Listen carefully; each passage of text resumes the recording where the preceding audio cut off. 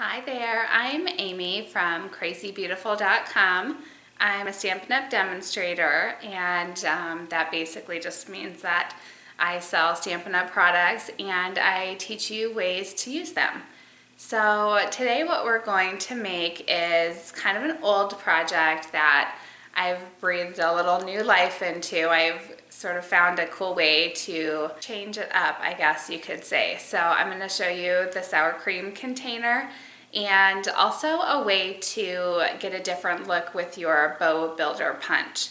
So I'm excited to stamp with you today.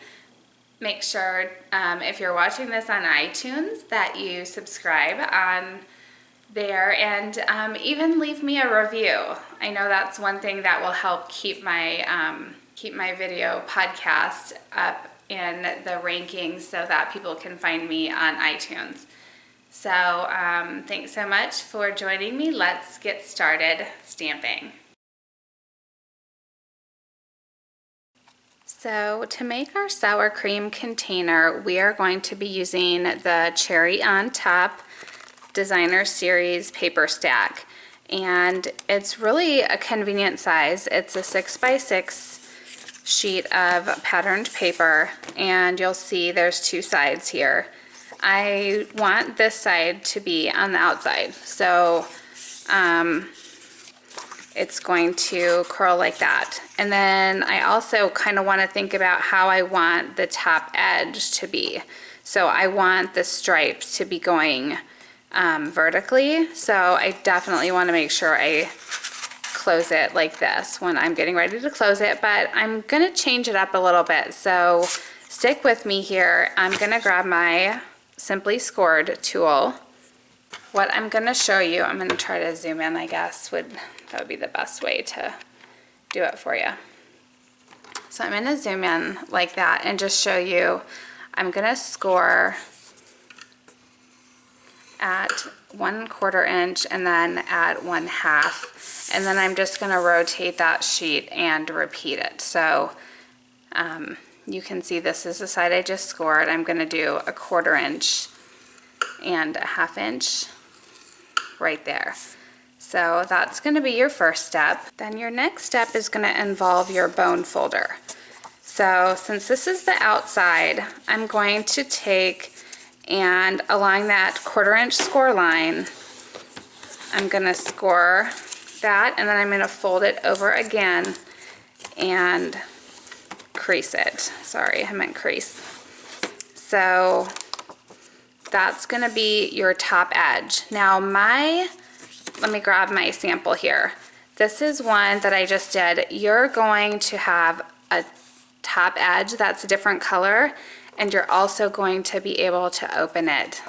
Okay, so that's going to be sort of my little trick here. Now, once you crease that, you're going to take your bone folder, and with it underneath, you're going to kind of curl it a little bit, and that's just going to get it going in the direction that we want as a whole. So now that you have that top edge that's folded down, you're going to give it a little curl.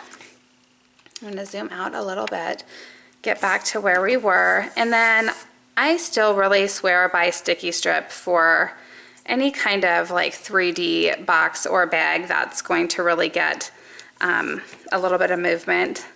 So I'm going to just add a sticky strip on the edge here. And the next step then is going to be to turn this and make your tube. So if you've ever done a sour cream container, you kind of know where I'm going with this, but we're going to make a tube. So I just want mine to overlap just that 1/4 inch because I want it to be as big as it can be. So then once you have your tube made, you just want to give it a good seal there. And so you'll see here's the top, and then the bottom is still open. We still have our scored lines on the bottom, and I just like to fold this straight in half.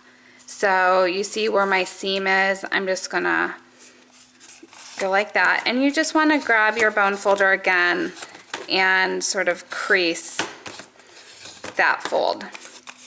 So, and this end stays together pretty nicely. So then we're going to take the opposite end and you're gonna just squeeze it like vertically. So you see where I'm going with this? So this end is closed in that direction and then this end is closed in the other direction. So now what I'm gonna do is I'm gonna take those lines that I have scored and I'm gonna just fold on them.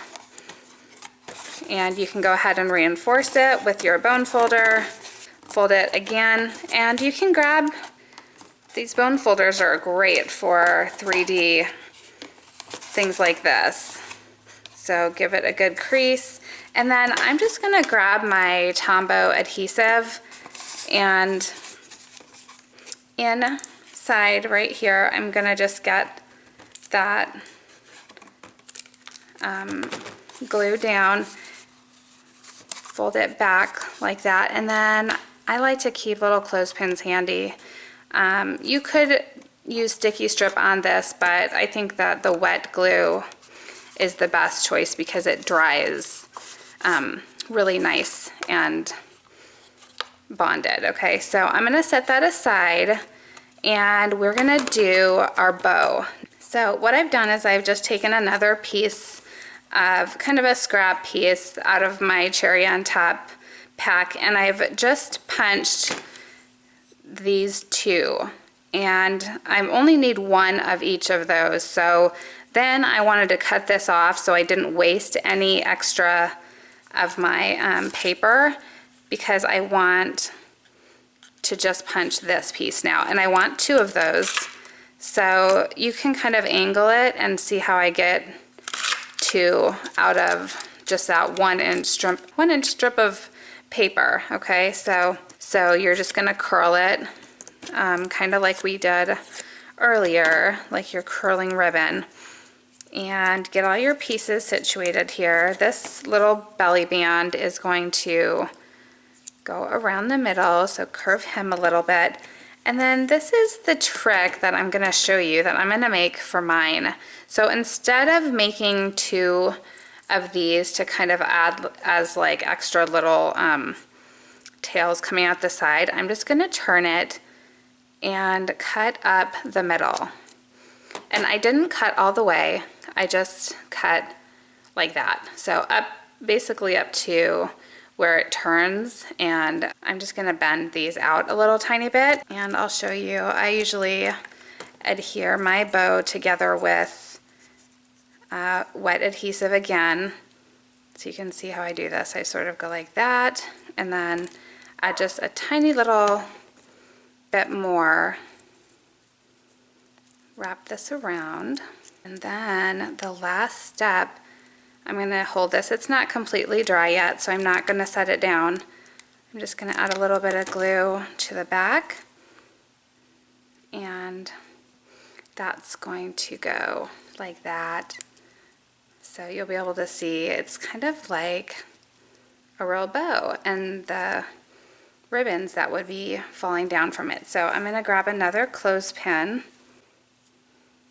There you go. So those are all set to dry. I am going to do a little bit of stamping today, as I have led you to believe. I'm just going to grab the Thanks So Much from the Endless Thanks photopolymer set.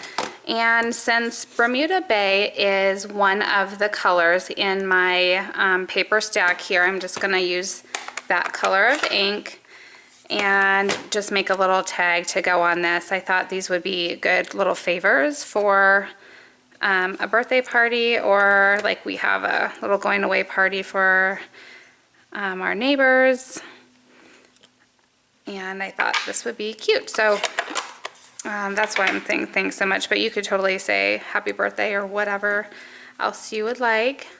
And I'm just gonna pop a little hole in that with my 1/16 hole punch. Now it's a little bit wider, I think, than I needed, so I'm gonna snip that off with my paper trimmer. I don't know if you've ever used one of these floss threaders for little tiny holes, but I'm just gonna show you how I do that. So you put your thread through like the eye of a needle and then you just pull and thread that through. So you can pick up these little floss threaders. This is a Gum brand one, but I get them from my upline. She always has those, and so she gifted me some. Anyway, so I'm just going to use that for my tag. Let me take all my little glue pieces off. Everything should be ready, and if you want, you can make this long enough to wrap it around, which I think I probably should have done. But no, it's good. That's cute. So it's just a little knot and a little tag, and then I'm gonna throw on maybe a glue dot here. Okay, there you go. And the cool thing about this is even if you wrap twine around it, you can still pop it open and that twine will still fit. So fill it up and then just kind of snap it closed like that, and you'll have some really adorable favors. So thanks so much for joining me. Make sure to subscribe on YouTube or on iTunes, and hop over to my blog to see more pictures of these cute little projects. Bye.